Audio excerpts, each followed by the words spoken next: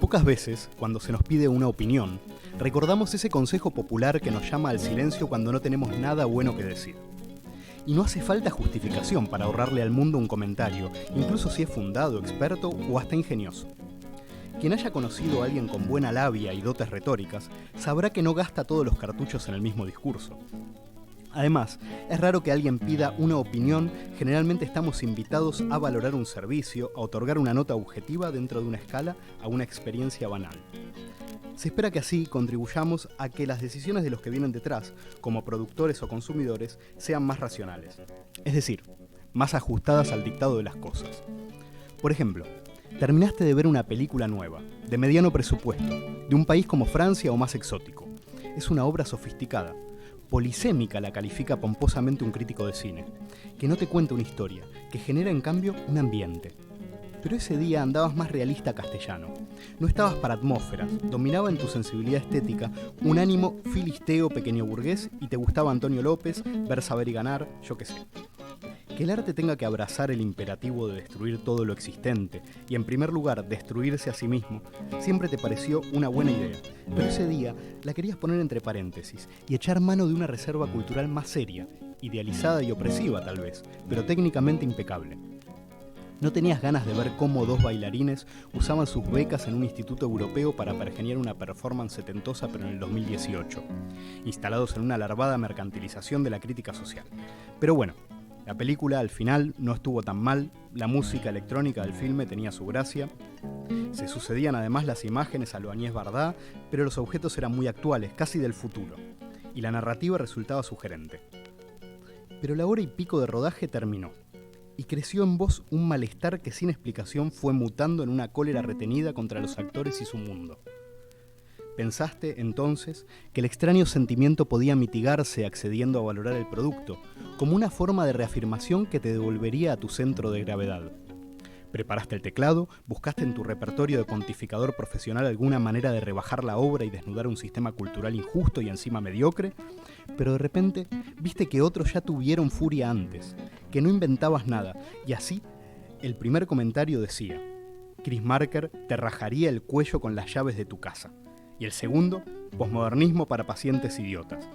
El tercero, cuestionando la habilidad del director, decía que su hijo de 8 años sería capaz de hacer lo mismo, pero que en ese caso se vería obligado a practicar el infanticidio. Recordaste entonces que son pocas las veces que practicabas aquel consejo de guardar silencio cuando no se tiene nada bueno que decir.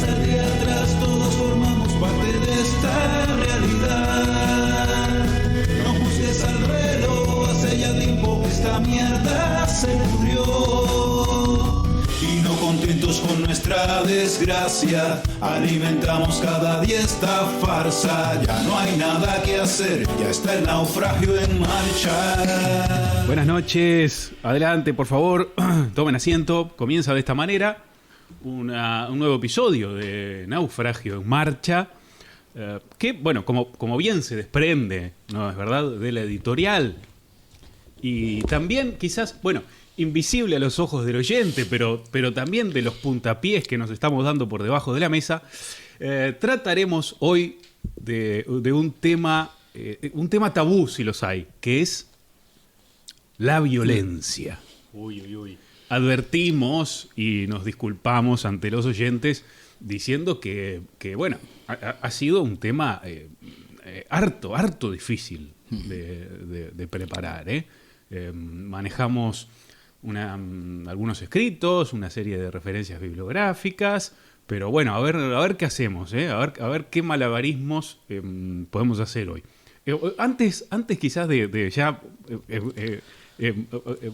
agarrarnos a puñetazos, recordar, sí, a raíz de este comentario de la bibliografía, que bueno, lo pondremos también en el blog, ¿no? Que a veces se nos olvida un poquito comentarlo. Ahí está naufragiomarcha.noblogs.org. Pondremos ahí, bueno, además de la editorial, ahí alguna alguna imagen que ilustre el tema y quizás también la bibliografía. Y bueno, ahora sí, la violencia, señores. Tranquilo. Quería decir también, antes de empezar, que la película a la que se refiere la editorial es Don't Work 1968-2018 y es una gran película, recomiendo a todos que la vean. Me olvidé ahora del director, pero es un muy buen film. A pesar de los foristas, a pesar de la opinión de los foristas. Sí. De hecho, esa puede ser una buena brújula, ¿no? Uno ve los comentarios y hace exactamente lo contrario a lo que mandan. Bueno, entonces la violencia, podríamos comenzar con una suerte de origen del vocablo, si se quiere. Porque no es sino, al parecer hasta el siglo XIII, que se adopta así como tal, proveniente del latín, ¿no? Sí, violencia viene al parecer del latín vis, que es fuerza, vigor, potencia, y de latus, que es participio pasado del verbo ferus, y que significa llevar o transportar. Entonces sería trasladar o aplicar la fuerza a algo o a alguien. Esto sería, bueno, el significado, en principio la etimología, pero vamos a hablar de una violencia colectiva, de una violencia histórica, de una violencia que tiene más que ver con las relaciones, ¿no? Sí, que cuando se violenta a otro se está violentando las relaciones sociales existentes. En el artículo que tiene Sánchez Vázquez hace un análisis ahí bastante pormenorizado de lo que significa esa praxis de la violencia, no solo entre individuos, sino contra el objeto y contra la naturaleza. Claro, según Sánchez Vázquez, creo que es la última parte de su filosofía de la praxis, del 67, si no me equivoco, habla sobre el significado de la violencia y define de manera un poco clásica la violencia aplicada a la naturaleza, a los objetos, la violencia también aplicada a la sociedad, ¿no? Hacia otros hombres, hacia otras personas. Y bueno, para terminar, la violencia revolucionaria, que sería una suerte de violencia que busca anularse a sí misma, ¿no? Esta definición de la violencia, en primer lugar, como transformación de los objetos, ¿no? Como manera de violentar el objeto, valiéndose de la legalidad de ese objeto, corromper esa misma legalidad, que evidentemente el objeto opone resistencia. Si la resistencia es total, no hay violencia posible, pero si hay desconocimiento absoluto de esa legalidad, tampoco hay transformación. Es interesante esta aproximación filosófica de Sánchez Vázquez, muy desde un marxismo más o menos conocido, ¿no? Y desde esta reivindicación de la praxis que nos lleva al final a reivindicar una praxis o una forma de actuar sobre la sociedad consciente que tiene sus dificultades, porque las resistencias son humanas, ¿no? Uh-huh.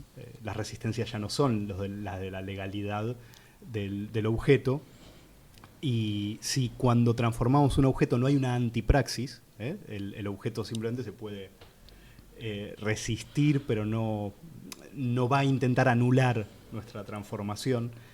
En la transformación social, evidentemente, hay fuerzas que se oponen a esa praxis violenta. Sí, claro, esa distinción entonces del individuo que de alguna manera él separa la naturaleza como actante, como una fuerza actante, pero en ningún caso incluiría eso. Es una violencia que es propia del hombre. Entonces estamos ante un concepto que con mayor o menor grandilocuencia se ha elevado a la fuerza motora de la historia. Sí, digamos que en la sociedad moderna la reflexión sobre la violencia es una reflexión omnipresente en todas las relaciones, ¿no? Y bueno, tirando de de conceptos marxistas, ¿no? La idea de la guerra civil como el fin último de la guerra comercial, la guerra económica que se da por otros medios, pero cuyo recurso último es el uso de las armas, ¿no? Está en el centro de la fundación de nuestras sociedades modernas, ¿no? La misma definición del Estado como aquel que se apropia del monopolio legítimo de la violencia, ¿no? Esa definición que hacía Max Weber y que sigue estando presente, nos habla de un concepto que es omnipresente a todas las relaciones, ¿no? Ahora, es omnipresente y por otro lado, quienes lo tematizaron, quienes intentaron reflexionar con, bueno, mayor o menor acierto, o con los que comulgamos más o menos, por ejemplo, Sorel se quejaba de que no se hable de la violencia, ¿no? Creo que Clastres también dice que no es un tema que sea tan fácil para los etnólogos, no es tan fácil de tratar. Y esto tiene una razón, ¿no? Hay quizás un rechazo de la violencia como tema político o como tema de la modernidad. A veces, se intenta dejar como un resabio o algo que queda de otras sociedades pasadas, o no lo sé, un elemento arcaico quizás. Sí, ahí Clastres en el libro este de Arqueología de la Violencia empieza detectando que en los estudios antropológicos o etnográficos de su época, en los años 60, encuentra un vacío que es el de la violencia en las sociedades primitivas, ¿no? Y dice, esto no siempre ha sido así, porque en un principio la violencia era algo que estaba en el estado de naturaleza, ¿no? Como una guerra de todos contra todos, ¿no? Siguiendo con la idea de Hobbes del Leviatán, pero después se transforma hacia la idea del el salvaje, el buen salvaje, ¿no? Donde la violencia no existe. Y dice, de una forma o de otra siempre se escamotea el tratar la violencia como algo que funda las relaciones sociales, ¿no? Como una fundación política de las relaciones sociales. Y de ahí Clastres intenta hacer una especie de arqueología, ¿no? de la violencia, y empieza desde la violencia prehistórica, ¿no? Contraponiendo varias formas de no explicar la violencia. Claro. Él se opone a estas dos visiones, ¿no? Del todos contra todos y también a la del buen salvaje, que se explica en buena medida por el conocimiento de culturas o de sociedades, aunque no se considerasen sociedades que carecían de esa violencia, ¿no? Con el descubrimiento de América y tal. Bueno, se conoce de repente a grupos humanos que tal vez por un equilibrio inestable gozan de un nivel de cortesía y de relaciones bastante amables que se contraponen a ese relato de todos contra todos. Pero Clastres rechaza esos dos puntos de vista y también rechaza el punto de vista biologicista, claro, que quizás podríamos pensar en Konrad Lorenz, en su estudio sobre la agresividad, ¿no? Que intentan explicar la violencia como un dato biológico del ser humano, ¿eh? Claro. Tanto animal sería agresivo por motivos de supervivencia. Claro, de hecho Clastres lo primero que intenta hacer es confrontar la genealogía que hace Leroy Gurhan sobre la violencia prehistórica, haciéndola derivar de las tácticas de caza. Leroy Gurhan hace derivar la violencia de una especialización de aquellos que son más hábiles en el uso de las tácticas de caza que después aplican a la caza del hombre, ¿no? Entonces, y Clastres acaba diciendo, la explicación de la violencia no puede ser zoológica, claro, es sociológica o es antropológica, pero no se puede derivar una institución que es cultural de estirar un concepto biológico derivado de que la caza de las presas para el alimento deriva en la caza del hombre. Dice, más que nada porque hay muy pocas sociedades, o casi ninguna, en que la guerra primitiva acabe con con la aniquilación del enemigo o incluso con la antropofagia. Dice, es muy... Claro, no se sostiene empíricamente eso. Dice, eso viene, ¿no?, de una conceptualización para intentar no explicar la violencia en sus raíces sociales, sino haciéndola derivar de una necesidad biológica, ¿no? También otro argumento que usa contra estas posiciones es que, claro, para el apetito, por la necesidad, hay otras formas de obtener alimento que tendrían que incluirse dentro de la casa, ¿no? Claro. Entonces quedaría un argumento, la casa sería algo demasiado amplio, tendría que incluirse, no sé, cierta forma de recolección, o que no se sigue, ¿no?, de la casa la guerra. Son dos cuestiones diferentes. Claro. Y también hay una tercera cuestión, que es la de la abundancia, ¿no? Uh-huh. Claro, él discute también una segunda explicación, es que la guerra se establece en las sociedades primitivas o en los orígenes de la humanidad, se establecen por la escasez endémica que sufren esas sociedades primitivas, lo cual lleva a una guerra por los recursos. Y entonces una guerra territorial, una guerra por los recursos, que hace que distintos grupos se enfrenten por unos bienes escasos. Dice, eso es una transposición de nuestras sociedades modernas, donde la escasez se convierte en un motor de las relaciones sociales. Dice, pero Marshall Sahlins, él cita a Marshall Sahlins, que fue maestro de muchos de estos antropólogos, con el libro de Economía de la Edad de Piedra, donde dice, en realidad muchas de esas sociedades se pueden definir como sociedades de la abundancia, en la que la productividad está restringida, la guerra está restringida también, porque esa necesidad, esa carencia no se encuentra en ningún sitio. Cuando te pones a analizarla, dices, no se encuentra en ningún sitio. En realidad, dice, esa explicación economicista tampoco vale. Ahora, por algún motivo, esta explicación es la explicación del sentido común. Si uno le pregunta a cualquiera, te dirá que los salvajes viven en guerra porque no tienen nada, ¿no? Y tienen que pelear por el alimento. Quizás es parte del sentido común por esta razón que explicabas, ¿no? Que la escasez es un elemento contemporáneo, es un elemento de la modernidad, vaya. Sí, es como una especie de anacronismo que proyectamos, ¿no?, desde... Y en un tercer movimiento que hace Clastres, dice, bueno, tampoco se puede definir la guerra tal como lo hacía en algunos textos Lévi-Strauss, diciendo que la guerra deriva de un intercambio comercial frustrado. Es decir, el intercambio comercial es una especie de guerra soterrada, es una ritualización de la violencia que cuando se frustra ese intercambio comercial deriva en una guerra, ¿no? Entonces dice, tampoco se puede entender porque el intercambio además en las sociedades primitivas no se da con grupos que no sean grupos amistosos. Claro. Los grupos que no quedan cerca ni siquiera hay intercambio.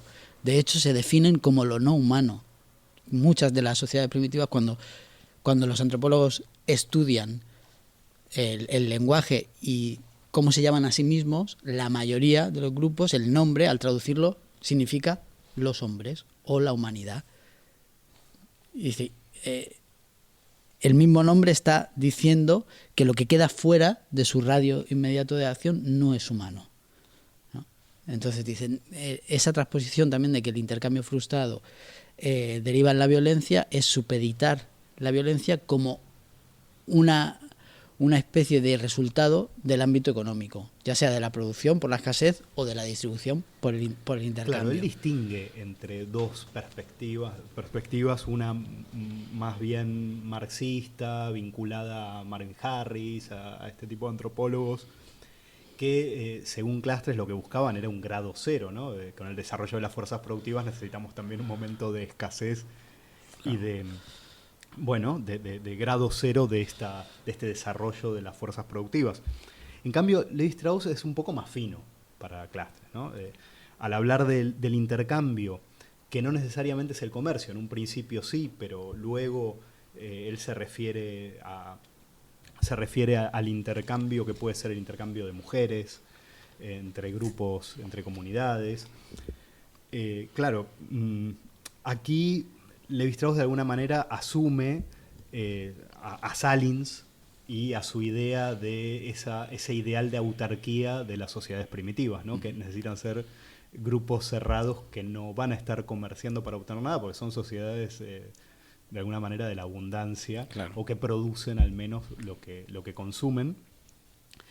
Y la independencia económica es fundamental, y de esta independencia económica se deriva la independencia política, o domina incluso, ¿no?, la independencia política de esos grupos. Es fundamental para explicar la guerra. Claro, él en un momento dice, solo conocemos, dice, cuando los antropólogos no ven la violencia en las sociedades primitivas es porque encuentran sociedades que ya están dominadas por las sociedades occidentales y evidentemente ya no hay una guerra posible.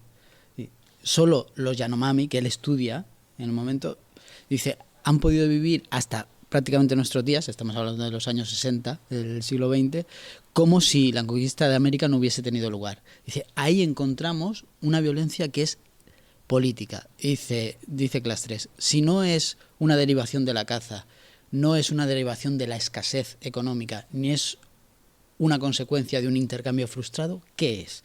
Y él dice, la violencia es la fundación política del grupo frente a la centralización del Estado, lo que él llama sociedades sin Estado. Dice, la violencia se ejerce para fragmentar las sociedades y que no haya nadie que esté por fuera de la sociedad. Es decir, la violencia se ejerce contra otros grupos de una forma muy ritualizada, que incluye el intercambio, los dones, ¿no?, el rapto de mujeres que tiene que ver con la institución del matrimonio, de cómo se ritualiza. Tiene que ver, claro, con las alianzas necesarias para la guerra. O sea, está subordinado a la guerra. Claro. La amistad está subordinada a la guerra. Eso es, claro. Él dice, la fundación, la violencia tiene un elemento independiente de lo económico, del sustento, y él lo pone en una cuestión política, de fundación del grupo como tal. Y a partir de ahí dice, en realidad la guerra primitiva es la guerra contra la centralización, con que exista una clase que domine sobre otros o que exista un grupo que domine sobre otros. Y ahí, claro, ofrece una interpretación que es muy, muy sugerente, ¿no? Porque sí, totalmente. Claro, lo lleva a un punto donde muchas de nuestras nociones comunes sobre lo que podía ser violencia empiezan a tambalearse ahí, ¿no? Es una institución política. Yo creo que esta interpretación de Clastres no está cerrada a una sociedad posible sin violencia, evidentemente. No. La cuestión es que la comunidad primitiva es una comunidad fundamentalmente local, ¿no? No tiene esta fuerza centrífuga y esta unidad hacia adentro, ¿no? Está en esa lucha contra lo uno, pero al mismo tiempo es una unidad que tiene otras características. Que, por ejemplo, el jefe responde a la ley ancestral y habla por la comunidad. No hay una división tal como podemos entender en la sociedad llamada civilizada o civilizada, ¿no? Esa unidad, esa totalidad es, yo creo, a lo que apunta, a fin de cuentas, esta explicación de Clastres. Luego, claro, la amistad generalizada no es posible. No puede haber una comunidad porque implicaría la ruptura de esa unidad interior, ¿no?, de ese carácter local de las comunidades. Yo creo que con esto despachamos ya lo que es la violencia en la sociedad primitiva, ¿no? O podemos apuntar alguna cosita más. No, esa idea es interesante, la de yo creo que esa oposición entre violencia y orden, que la ordenación a lo mejor de ciertas sociedades necesita de unos reglamentos susceptibles de ser corrompidos. Y eso se hace a través de la violencia, lo cual a su vez genera nuevas ordenaciones con otras formas de verse rotas y así. Sí, esta visión nos deja una caracterización de estas sociedades como sociedades bastante inestables, por otro lado, ¿no? Que están en una dinámica constante para poder mantener ese equilibrio tan frágil y que les exige esta guerra, pero de una manera bastante cuidada, ¿no? Con aliados, con enemigos, porque otra cosa que no hablamos es también el lugar de la distancia que tiene, la distancia territorial, ¿no? Sí, sí.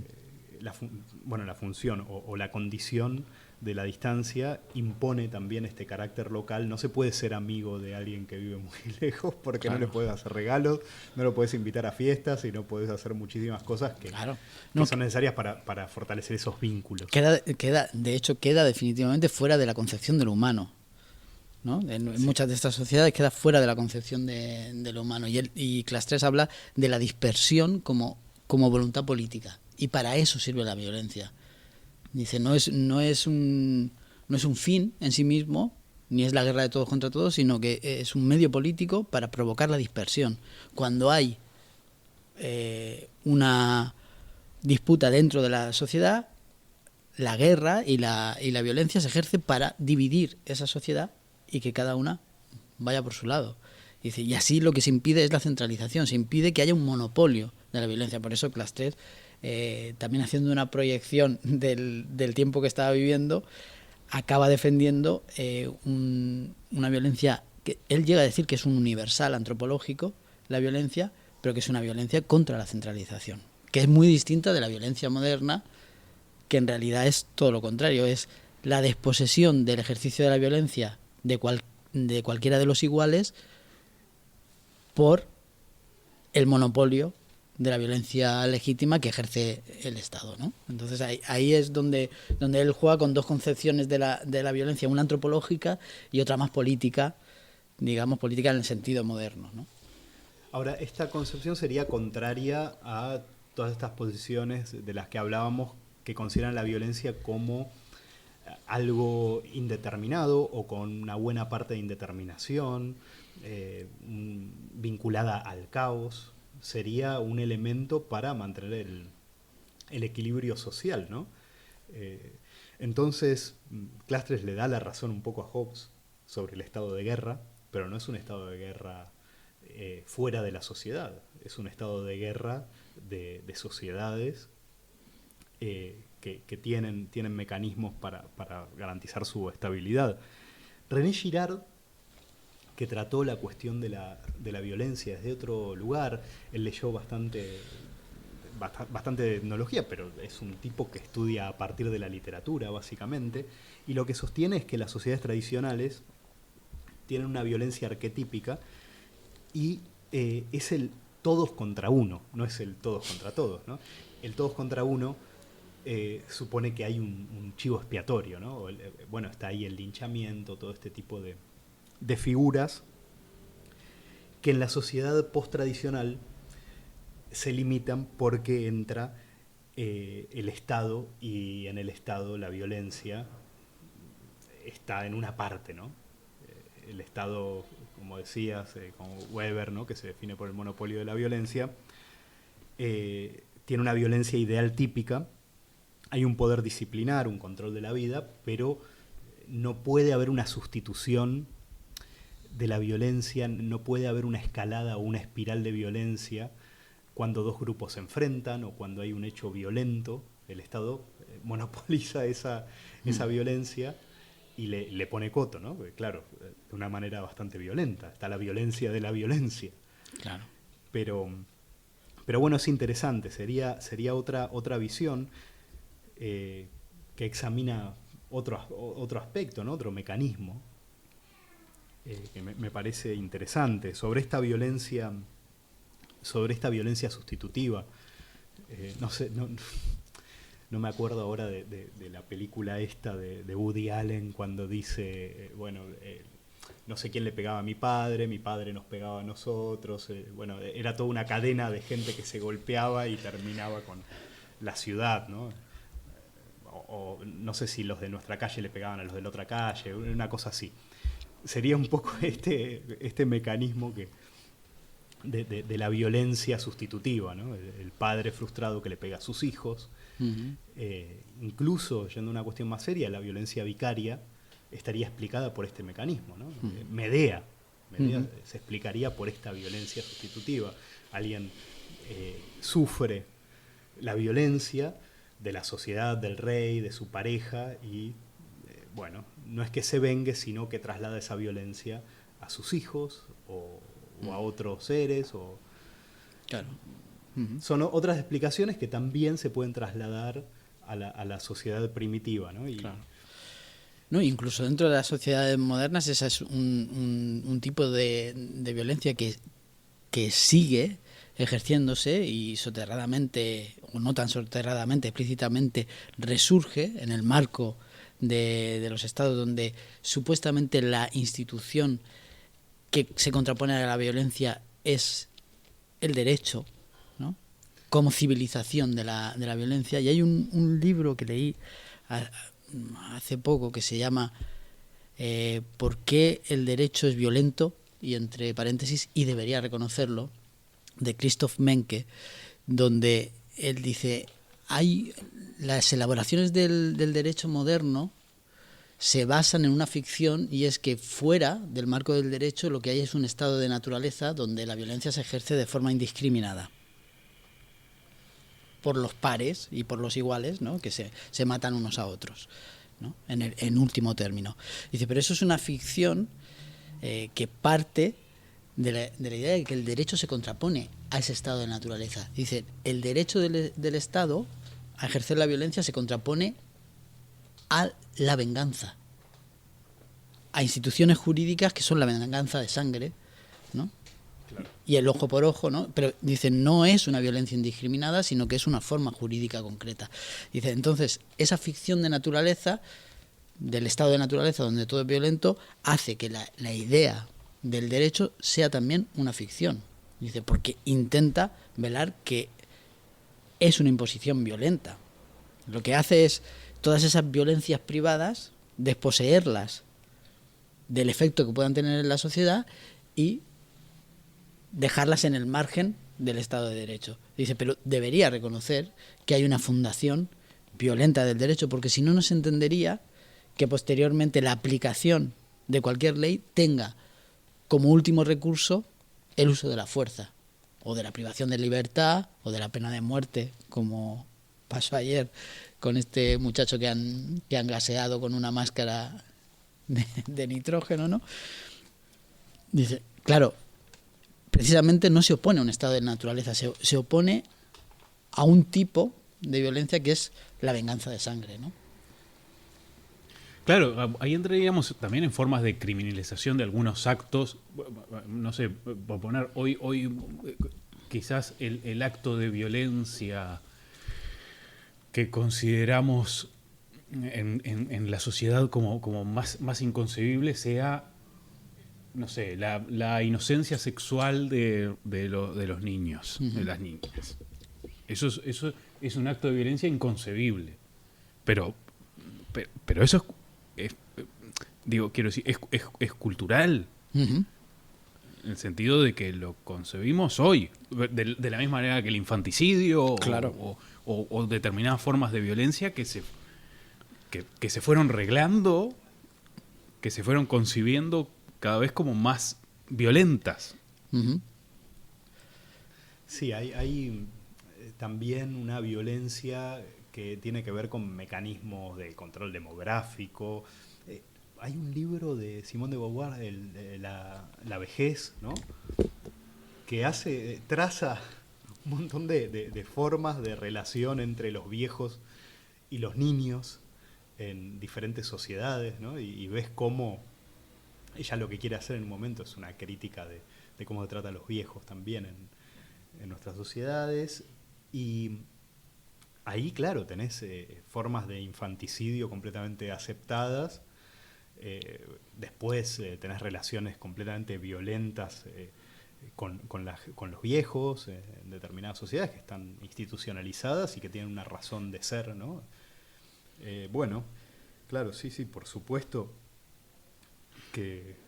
De todas formas, aunque pusimos eso del ignatismo, ¿no? O bueno, ese biologicismo con respecto a la violencia, yo creo que porque se erige como un concepto con otras propiedades, pero sí lo de la agresividad como tal y cómo se desplaza la agresividad en tanto violencia en potencia y hacia qué lugares se desplaza la agresividad, en qué sectores también demográficos o ¿no? Los crímenes, por ejemplo, ¿cuál es la población con más crímenes de homicidios o tal? Son, bueno, los jóvenes varones de 20 a 29 años. Uh-huh. Y eso ha descendido desde, no sé, desde 700 años de aquí o 500 años de aquí. Y cómo se han desplazado hacia el duelo, por ejemplo, o hacia un partido de petanca.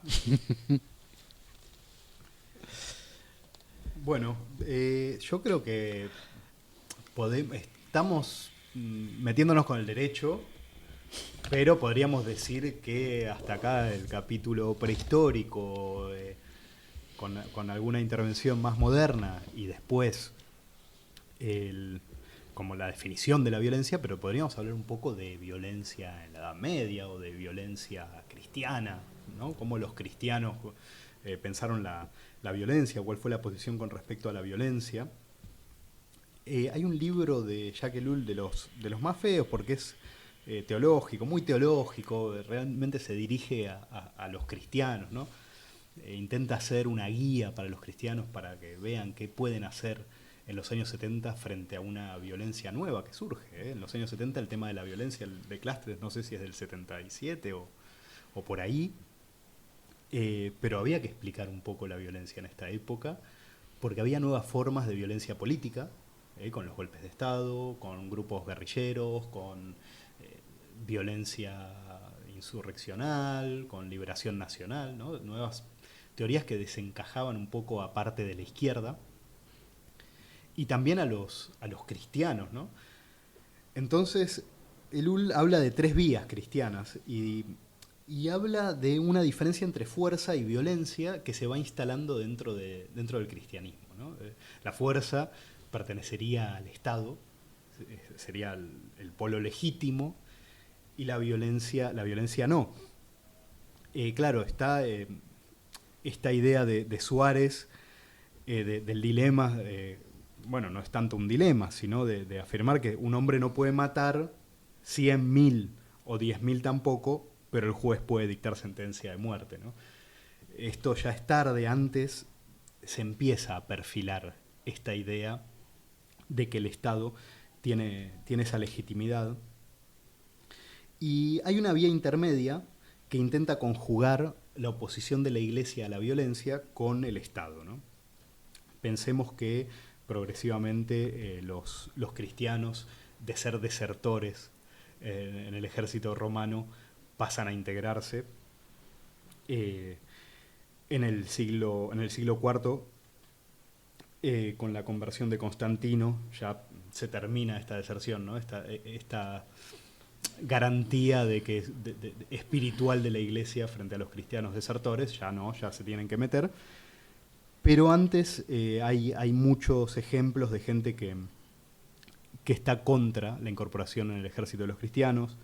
Tertuliano se queja de que haya cristianos en el ejército. Ellul hace un repaso de los desertores que hubo en el siglo III en África, por ejemplo. Maximiliano se niega al servicio militar. Pero poco a poco se van atenuando estos rechazos, ¿no? Luego hay una vía cristiana que reivindica la violencia desde muy temprano. Habla Ellul de los anacoretas del Valle del Nilo, ermitaños feroces del siglo III y IV, que bajaban a las ciudades a golpear a la gente con sus bastones nudosos. Me gustó esta expresión de bastones nudosos. Luego, por supuesto, bueno, más tarde Joaquín de Fiore, ¿no? La exaltación del pobre, Fra Dolcino, los saqueos, ¿no? La condena de la riqueza, de eso Juan más sabe un rato. Y bueno, Fra Dolcino es derrotado, ¿no? Hay una serie de derrotas de todas estas posiciones de la violencia purificadora o de la violencia cristiana. Pero creo que el ejemplo más importante es el de Münzer, ¿no? En el siglo XVI, donde donde la violencia es condenada por los propios reformistas, ¿no? Había por ahí circulando un texto de Lutero que escribe de una manera muy feroz contra los rebeldes, ¿no? Dirigiéndose a Münzer como el archidiablo, diciendo que cualquiera que se encuentre a un rebelde lo tiene que degollar, lo tiene que matar como un perro. En fin, este sería el polo violento de los cristianos, ¿no? Y después, bueno, la no violencia, que no entraría en el tema de hoy, podemos tratarlo otro día. Hombre, en lo que has comentado, en la época de los anabaptistas y la conjura taborita, ¿no?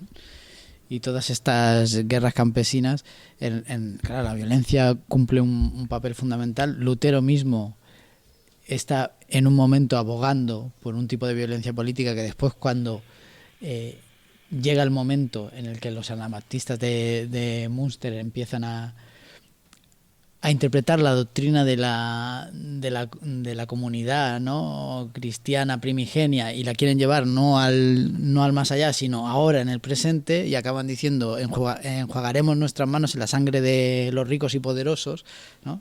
En ese momento es uno de los primeros momentos en los que la violencia se conceptualiza como un medio legítimo, ¿no?, para un fin político, ¿no? Eso es una cosa que dice Walter Benjamin en la cuestión en su texto sobre la violencia, ¿no? Dice: en realidad, cuando hablamos sobre la violencia, sobre si el fin es más o menos legítimo, estamos errando el tiro. En realidad, lo que tendríamos que ver es cuáles son los medios violentos que se utilizan, con independencia del fin, cuáles son los medios violentos que se utilizan, ¿no? Si esos medios violentos se extienden a una comunidad. Partiendo de que nunca puede ser un fin en sí mismo. Claro. Bueno, no sé ahí. Realmente lo que está dejando lugar a que la violencia sea un fin que se justifica, ¿no?, por sí mismo, o poniendo entre paréntesis los fines.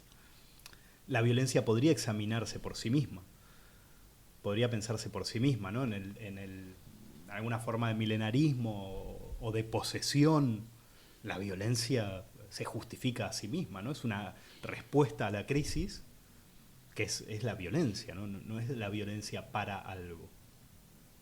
Me parece a mí que de alguna manera podríamos vincular esta idea de Benjamin con, ya pegando un salto enorme, con Sorel, ¿no?, con las reflexiones sobre la violencia, con la manera que tiene de pensar sobre la violencia, que tiene este carácter purificador. Me parece que sí, que tiene razón en sí misma la violencia. Claro, Sorel llega a justificar. Cuando Sorel habla en las reflexiones de la violencia, constantemente está aludiendo a la violencia desatada durante la huelga general proletaria, ¿no?, que acaba derivando en una violencia revolucionaria. Claro. Pero hay un momento en el que Sorel dice: el problema fundamental, uno de los capítulos es la decadencia de la burguesía y la violencia. Y dice: el problema fundamental es que los burgueses se han vuelto pacifistas, que la guerra comercial ellos se han vuelto garantistas y sujetos. No son los antiguos capitanes, claro, de la industria, no son los burgueses audaces, los burgueses que son burgueses humanitaristas, claro, burgueses que no permiten que se desarrolle esta lucha de clases con toda su potencia, ¿no? Exactamente. Claro, por eso es tan ambigua la visión de Sorel, porque dice: claro, la violencia revolucionaria tiene que depender de una violencia explícita de los capitanes de industria. Claro, si los capitanes de industria se convierten prácticamente en socialdemócratas humanitarios, no tiene sentido la violencia revolucionaria, ¿no? Dice: hay un descenso hacia la mediocridad general. Claro, por eso la deriva de Sorel, ¿no?, desde las posiciones de extrema izquierda hasta una admiración bastante poco disimulada del Duce, ¿no? Sí. Claro. Ahí está, ¿no? Pero en realidad él está escribiendo en el momento en que la violencia política está fundando gran parte del debate político en Europa. Y él está diciendo: la violencia política no solo es una especie de redención de las clases desposeídas y revolucionarias, sino que además incentiva al desarrollo del capitalismo, ¿no? Claro, en una posición muy difícil de clasificar, ¿no? La de Sorel. Sí, para él la función del burgués es desarrollar las fuerzas productivas, claro, y basta, ¿no? Sí, sí. No andar perdiendo el tiempo. Claro. Pero, en último término, esto sería una glorificación de la violencia por sí misma. Porque ¿qué le reprocha al burgués? No ser violento. Sí. Y poco habla de otras cosas. A él no le interesa para nada una sociedad emancipada, no le interesa toda esa cuestión. A él le interesa la lucha, le interesa la pelea. Para mí, muy en la estela de Nietzsche, total, de la genealogía de la moral, ¿no? Es por eso un autor que se puede reivindicar también, sí, o recuperar también desde el fascismo, ¿no? Peggy, que era bastante exaltado por momentos, rompe con él porque se pone bastante turbio el Sorel. Claro, él habla Sorel de dos peligros, ¿no? El exila, la pasividad, el quietismo, y la caribdis, que es el despotismo de los teóricos. Para él el peligro está en la utopía. Yo acá pienso en algo que también tratamos en otro episodio, que es esa distinción de la Plantina entre en las respuestas antropológicas frente a una crisis de civilización. Está la utopía, pero también está la posesión, ¿no? El aquí y ahora. Sorel detesta la utopía, detesta la planificación, detesta ese polo teórico, es un antiintelectual absoluto, ¿no? Aunque él es también un teórico, ¿no? Es una contradicción bastante reprochable de Sorel para mí.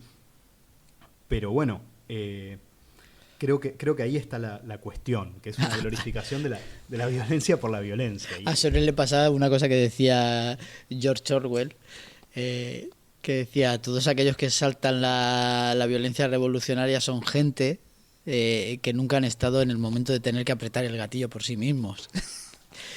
Decía exactamente, claro, eso, ¿no? Y a Sorel yo creo que le pasaba un poco eso, que en el momento de esa exaltación de la lucha, donde ya no hay ninguna mediación cultural entre las expectativas y la realidad, ¿no? Es una salida abrupta que nos permite pasar por encima de todas esas mediaciones entre nuestras expectativas y la realidad, ¿no? Muy en la onda de Nietzsche y de todo este pensamiento crepuscular, ¿no? Pero voluntarista, sí, sí. ¿no? Todo es posible al final. Claro.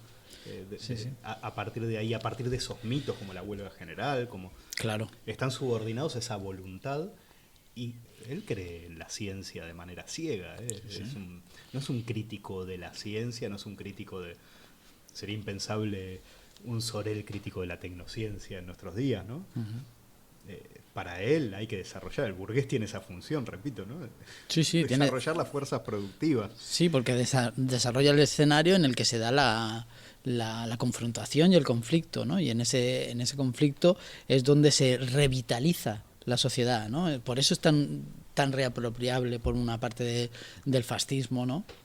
En el que la falta de vitalidad de la burguesía, un cierto anticapitalismo, ¿no? Nacionalsocialista, cosas que están muy presentes hoy en día también, ¿no? Esa reivindicación de lo extracultural o lo extra institucional como lo realmente vivo, como aquello que está por fuera de las instituciones o fuera de las cuestiones humanistas, aquello que es auténtico y real, tanto por un lado como por otro, ¿no? Sí, tanto por Andreas Malm, sí. Que igual hablamos de él, como por los que van a linchar al muñeco de Sánchez en no sé dónde, ¿no? Como que eso es lo auténtico, y todas las mediaciones culturales que hay entre las expectativas y la realidad son eso, ¿no? Cosa de intelectuales y de burócratas y tal. Y ahí tenemos un conflicto planteado de las sociedades modernas que no se ha resuelto todavía, ¿no? No se ha resuelto, y además la crítica de Sorel al socialismo parlamentario es, a mí me resulta muy interesante en muchos aspectos. Hace unas críticas muy acertadas de alguna manera, ¿no? A Jaurés, claro, ¿no? Le dice, en realidad lo que están haciendo es tener una retórica revolucionaria e incluso alentar la violencia en determinados momentos para poder presentarse después en el Parlamento y decir: nosotros controlamos la violencia. Para vender la paz social. Claro, es decir, hay una cierta dosis de violencia que podemos desatar y después la podemos volver a parar. Y dice, eso es un juego muy peligroso, ¿no? Y Sorel dice, bueno, en el peligro está un poco diciendo lo de Heidegger, ¿no? En el peligro está lo que nos salva. Dice, bueno, veamos a ver hasta dónde llega esto, ¿no? Y de hecho Sorel dice, el único sitio donde no se puede hacer mucho eso es en Francia porque es incontrolable. Dice, en el momento en que se despliega la violencia ya no hay forma de volverla, ¿no? Abre la caja de Pandora y ya no hay forma de volverla a meter dentro. Dice, pero todos los partidos socialdemócratas, que él es muy crítico con ellos, hacen eso, hacen una utilización pragmática de la violencia cuando la violencia en realidad es una cuestión purificadora de todos los estratos sociales, de todas las clases que se enfrentan. Si se enfrentan violentamente, ahí está la vitalidad de la sociedad. Ahí está Bueno, la chicha. claro, pero eso, claro, yo releyendo ahora sobre él para el programa decía, buah, es muy actual lo que está diciendo, es muy actual. Pero también es muy actual. Por ejemplo, recién hablaba de Malm, sobre está contra el sabotaje. Para él el sabotaje es un horror, ¿no? Porque la ciencia también no responde a la realidad tal cual, es una cuestión de voluntad, ¿no? No es una cosa distinta, pero claro, la máquina es una creación del hombre, de esa voluntad del hombre, y hay que conservarla, es muy conservador, él reivindica la conservación de las revoluciones, y lo que dice, quizás como manera de justificarse por el momento en el que vive, es que la revolución tiene que darse en un momento, no en un momento de decadencia. Él está contra el determinismo o contra la idea de una crisis final, ¿no? Bueno, él dice que no, que tiene que ser, la revolución tiene que ser el momento de auge del capitalismo, ¿no? No tiene que ser un momento de decadencia. Cuando hubo revoluciones en decadencia, la humanidad entró en la barbarie. Como pasó con el Imperio Romano, como pasa... Él reivindica esto, ¿no? Que hay que desarrollar las fuerzas productivas, Claro. y hay que hacer la huelga general, que es el mito, que es un mito. Es un mito. Reivindica el mito. Y así reivindica la parte irracional del mito, ¿no? No el mito vinculado a la utopía. No, directamente él dice en una huelga general los sindicatos tienen la labor de proponer metas para la negociación que sean inalcanzables. Dice, por eso de repente en medio de la negociación aparecen reivindicaciones que no se habían oído en ningún momento y que son incumplibles. ¿Por qué? Porque la violencia tiene su propia lógica y eso es lo que hay que hacer. O sea, es súper pragmático en ese sentido. Bueno, ahí dice una cosa interesante, ¿no? Cuando, claro, los patronos de repente... Hay reivindicaciones que no pueden, que por la necesidad económica no pueden aceptar. Pero en cuanto se mueve un poco la violencia proletaria, Ahí sí. de repente todo es posible. Entonces eso puede llevar a error, a pensar que todo es posible dentro del capitalismo, ¿no?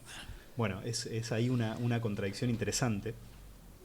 Y quizás cuando decías que es muy actual, tenemos que pensar en estas reflexiones de Hannah Arendt, de Moishe Postone, más tarde, sobre un nuevo tipo de violencia en nuestras sociedades post-keynesianas, ¿no? Post-fordistas, o después de los 30 gloriosos, después de los años 70.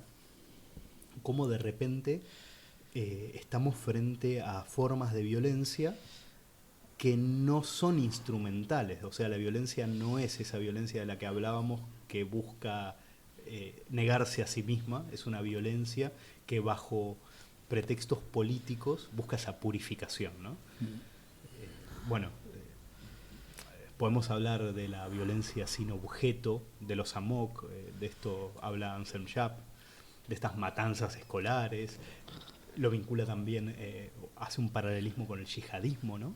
Que recluta en ciudades europeas a jóvenes que están completamente frustrados, deprimidos, y que no tienen nada que perder, y esta puede ser una salida purificadora, pero que no tiene un fin político o un proyecto político más grande, ¿no? No sé, si quieren meterse ya en eso, si quieren que pasemos a alguna otra cuestión. Bueno, Hannah Arendt dice en el libro sobre la violencia, hace una distinción que está bien. Dice, desde el siglo XVIII se ha equiparado violencia a poder, y ella trata en todo momento en ese libro de separar. Y dice, precisamente el ejercicio de la autoridad y el poder no puede estar vinculado a la violencia demasiado tiempo. Y dice, la tiranía es la forma de gobierno más violenta y menos poderosa, ¿no? Ella hace esta distinción. Dice, en el momento en que hay un despliegue generalizado de la violencia, estructural, organizada, es porque hay un déficit de poder. Y esto se puede ver desde estados que se convierten en estados autoritarios hasta grupos o franjas de la población que ven frustrada esa opción al poder hacer algo o poder decir algo, ¿no? Y que ven en la violencia una salida, ¿no? Como una especie de relación mimética. Y dice Arendt, la violencia es que en realidad puede destruir el poder, puede destruir alguna forma de gobierno, pero no puede construir. Y esto es... después lo matiza, pero en principio dice eso. Dice, la violencia no instituye nada, solo puede destruir. Y al final de su reflexión dice, puede instituir algo, vale, pero lo que instituye es... pone las bases para una violencia posterior, ¿no? Lo que decías tú antes. Dice, en el mundo moderno, esa violencia que destruye el poder siempre se instituye y genera las bases para una violencia posterior, ¿no? Entonces, ahí plantea el dilema fundamental que también se planteó Benjamin. ¿Es posible una sociedad ausente de violencia, que pueda gestionar los distintos conflictos entre clases, entre grupos, entre individuos, sin el recurso a la violencia, ¿no? Ese es el cogollo, ¿no? de la cuestión. Y claro, cuando lo decía Arendt o lo decía Benjamin en el periodo de entreguerras o en la posguerra mundial, tenía un sentido muy claro. Arendt se estaba refiriendo al Holocausto y a alguna forma de violencia institucionalizada, ¿no? Pero que hay en nuestras sociedades modernas de esta explosión de distintas violencias, ¿no? Que vemos alrededor desde las instituciones, pero también desde grupos que son ajenos a las instituciones y que voluntariamente se ponen al margen de cualquier mediación, ¿no? Es una violencia que no tiene objeto, puede tener un objeto, lo que pasa es que no es un objeto comunicable. Quiero decir, no se puede negociar con ese tipo de objetos. Si es una violencia purificadora que se sitúa en una redención más allá de las instituciones culturales o de las formas de relación, ¿cómo puedes lidiar con eso? Claro, algo que no dijimos sobre esta violencia innombrable ahora, ¿no? Es que, como siempre intentamos afirmar, estamos hablando de cuestiones de la modernidad. No había violencia antes en este sentido, ¿no? Un autor bastante interesante que hizo un libro que es una lástima que no hayamos podido consultar un poco más, que se llama Eduardo González Calleja, un historiador que tiene un libro que se llama Asalto al Poder, del 2017, cita a Aróstegui, que dice que solo en el capitalismo, en la modernidad, se categoriza la violencia como tal, no de una manera sustantiva, de una manera separada, se puede tematizar realmente ahora. Y claro, estamos frente a una nueva forma de violencia que puede tener ese vínculo con la violencia soreliana, con la violencia purificadora, con la violencia del propio Lutero o de los protestantes, ¿no? Pero que bueno, que asume una forma completamente nueva, que exige una explicación que acá no vamos a dar. Pero pero que en todo caso no puede relegarse a lo indeterminado, a lo caótico, a la barbarie, ¿no? Sería, o si se relega a la barbarie, sería una nueva barbarie, una barbarie como degradación de la civilización, ¿no? Una barbarie como un estado derivado de la cultura, como diría Michel Henry. La barbarie no es un estado primario, no es un estado primero, ¿no? Es un estado derivado. Derivado de... Otra cosa que decía Anselm Schaap sobre la violencia sin objeto, o que intentaba fundamentar, era la raíz psicopatológica que tiene, ¿no? Y sería el narcisismo. Sería un nuevo tipo de narcisismo donde los demás son objetos, ¿no? No hay, es un narcisismo primario de vinculación con la madre, donde no hay un super yo. Ya quedaría en el pasado esa personalidad autoritaria, esa personalidad que está en guerra contra los objetos exteriores, ¿no? El odiador que termina en los años 60 y que ahora vuelve a surgir de a poco también, ¿no? Este personaje. Pero habría una violencia del narcisista que no tiene un odio contra ningún objeto claro. Es una violencia ciega. Y tiene que ver con esta indistinción entre el mundo y él mismo, ¿no? Sin límites, no hay límites, no hay... Puede esto leerse de una manera un poco moralista, quizás, pero creo que lo que intenta explicar Hape es que esto se explica por la valorización y por el capital, ¿no? Por ese movimiento ciego de fondo donde todas las relaciones están destruidas. Claro. Sí, sí. Ahora, escuchándote, me he acordado de una película que hemos comentado alguna vez fuera del programa, que se llama Tengo sueños eléctricos, que narra la relación conflictiva y explícitamente violenta entre un padre y su hija. Y en un momento de la película, hacia el final, hay un poema que está leyendo el padre en una reunión de gente que lee poesía, y dice: la rabia que nos atraviesa no nos pertenece, ¿no? Y para mí la película lo que está poniendo encima de la mesa es como la violencia se constituye también como un vínculo. En este caso lo lleva al vínculo entre el padre y la hija, ¿no? Que en un momento van los dos detenidos porque el padre intenta estrangularla y tal, y se miran a través del espejo de los dos coches policiales que lo van llevando y se ríen entre ellos, ¿no? Y ahí retoma otra vez lo del poema y dice: la rabia que nos atraviesa no nos pertenece. Es decir, es una violencia que está en el ambiente, que se puede cristalizar en un momento concreto, en una violencia intrapersonal, pero que es una violencia mucho más amplia, que forma la subjetividad también, claro, pero que no puede ser tratada de manera individual, ¿no? Claro. No puede haber una especie de terapia que cure. Evidentemente hay una base individual en todos estos personajes. Por ejemplo, volviendo a lo de la MOC, hay como un ideal típico del tipo que empuña el arma, ¿no? Generalmente está solo, está frustrado, está deprimido, es un hombre blanco muy antisocial, tiene ideas racistas de fondo, ¿no? Pero no se trata de un proyecto político, claro. Hay algunos que sí, que tienen el manifiesto y no se suicidan, ¿no? Breivik, algún otro más. Pero generalmente se suicidan y lo que buscan es, bueno, cortar con este malestar impersonal y que no les pertenece, como decís. Muy bien. Bueno, entonces si finalizó este repaso a las formas de violencia en Occidente principalmente, que es lo que... donde nos estamos moviendo últimamente. Sí.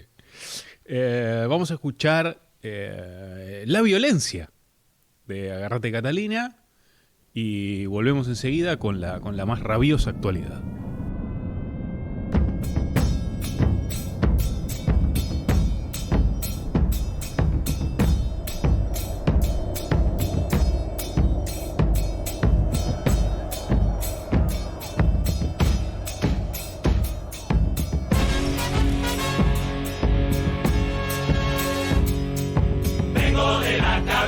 Soy de una banda descontrolada.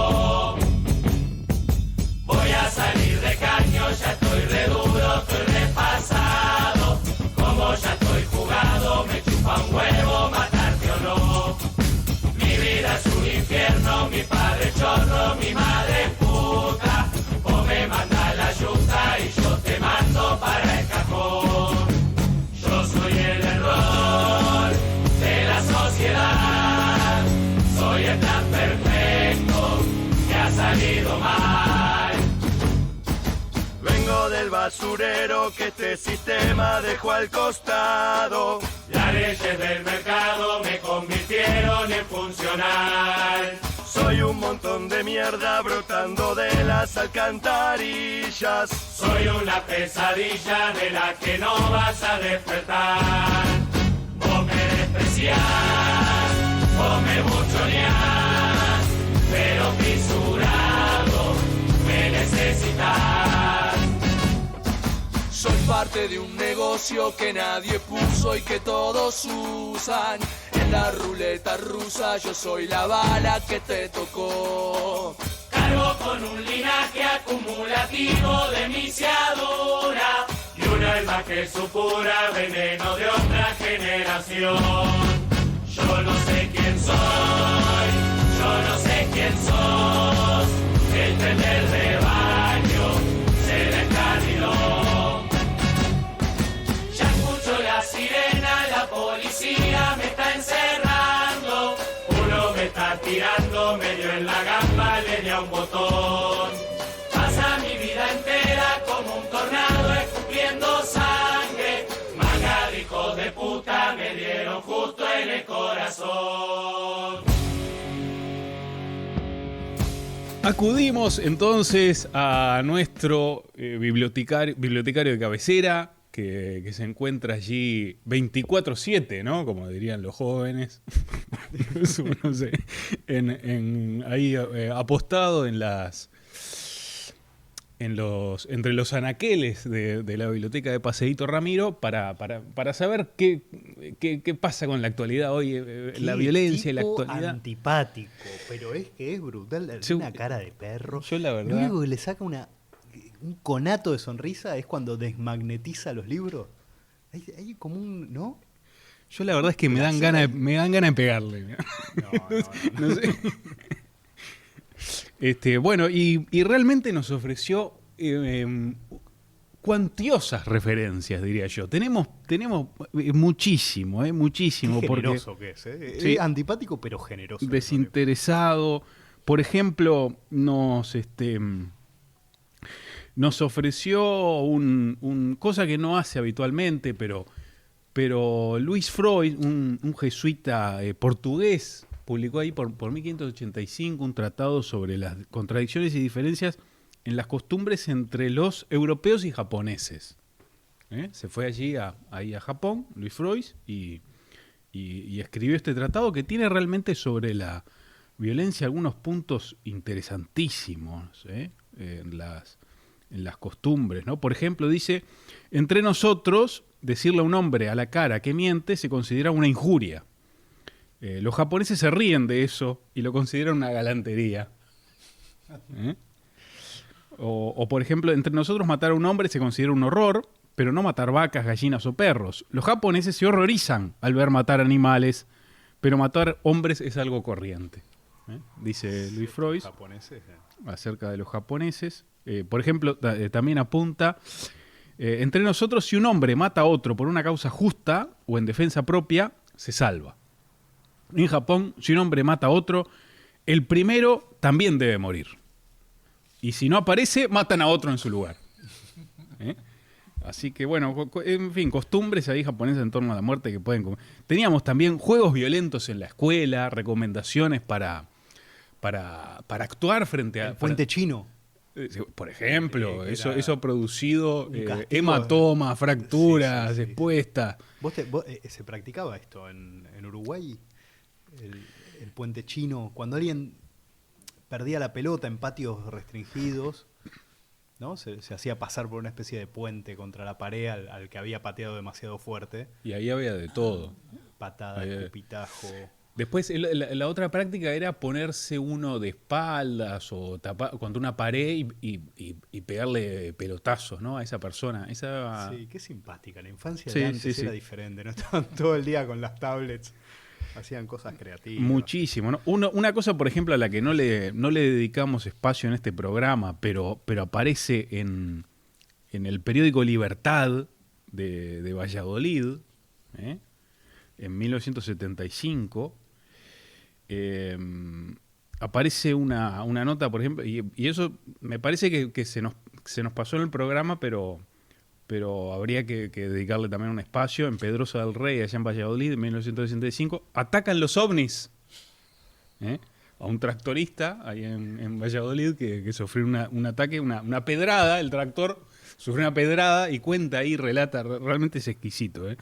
Ojalá, bueno, podamos recuperar esto para nuestro programa sobre los ovnis, que es inminente, ¿no?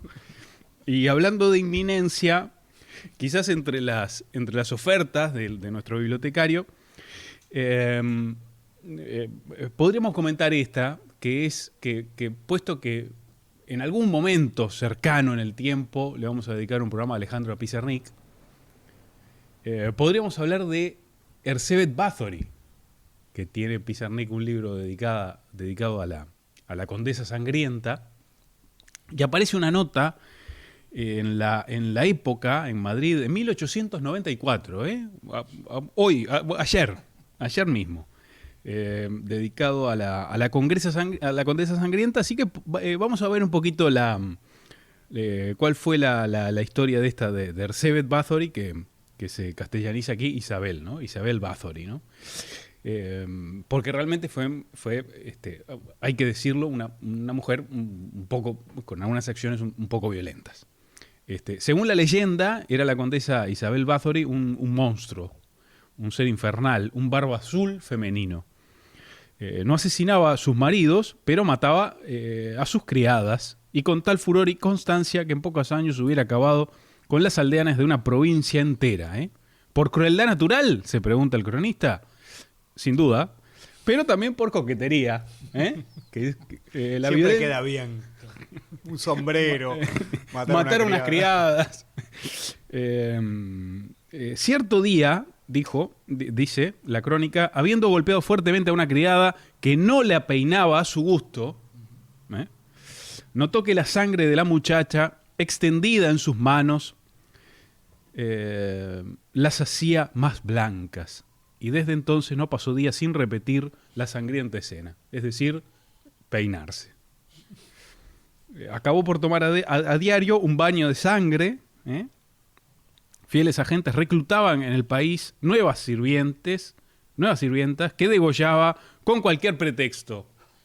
Sí, porque el pretexto de que te vuelve la piel más blanca es bastante dudoso.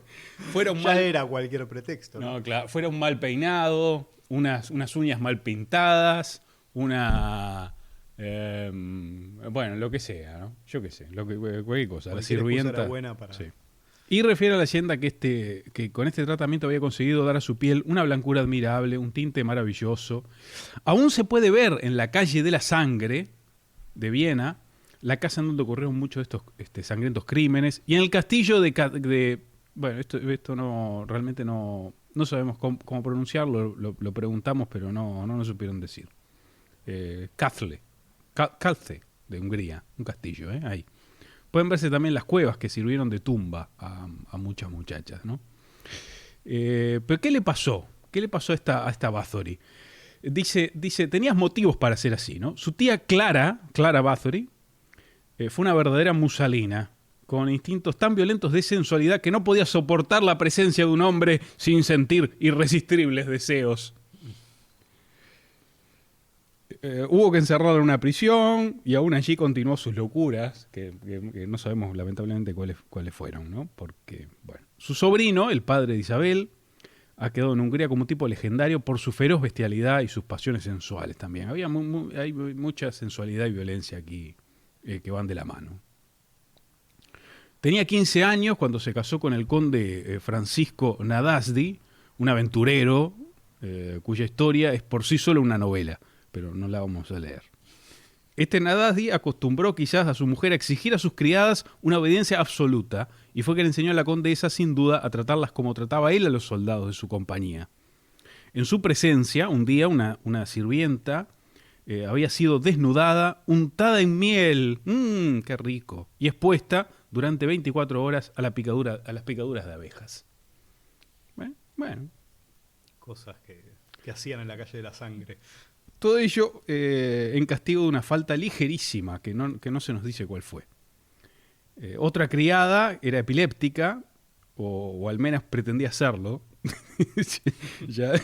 bueno, intentando adivinar un poco el cronista que... Pero la condesa sospechaba que fingía esta enfermedad para librarse del trabajo. De acuerdo con su marido, imaginó un original procedimiento curativo. Púsola entre los dedos de los pies papeles untados en aceite, a los cuales pegó fuego enseguida. Bueno, le gustaba mucho, era una cosa también muy culinaria, ¿no? Mieles, aceites. Cuando esa maldita muchacha esté medio muerta, dijo Nadasdi, tendrá que levantarse por la fuerza. Pero bueno, a la muerte del marido, que fue esto en 1604, no dijimos en qué fechas estábamos. Estábamos por ahí por los 1600. Fue condenada. No, fue cuando Isabel Bathory se entregó por completo a sus instintos sanguinarios. Ya retirada en el castillo, en su castillo húngaro, en compañía de su bufón enano, Tierco, y de la vieja Helena Io, nodriza de sus hijos, y de otra criada llamada Dorotea, quiso continuar el régimen de disciplina rigurosa que le enseñaba a su marido. Y bueno, y ahí realmente sí se entregó ya directamente a los baños sangrientos. Se supone que mató a unas 650 muchachas más o menos. Al final la condenaron, vivió algunos años más ahí en su castillo, como un poco como aristócrata se salvó de la pena de muerte y la recluyeron allí. Dice que murió de hambre allí, Erzsébet Bathory, la condesa sangrienta. Bueno, en fin, un ejemplo de la violencia bien entendida, que es por coquetería. por blancura de la piel. Bueno, nos vemos en otra emisión. Sí, nos vemos en la siguiente emisión de Naufragio en Marcha.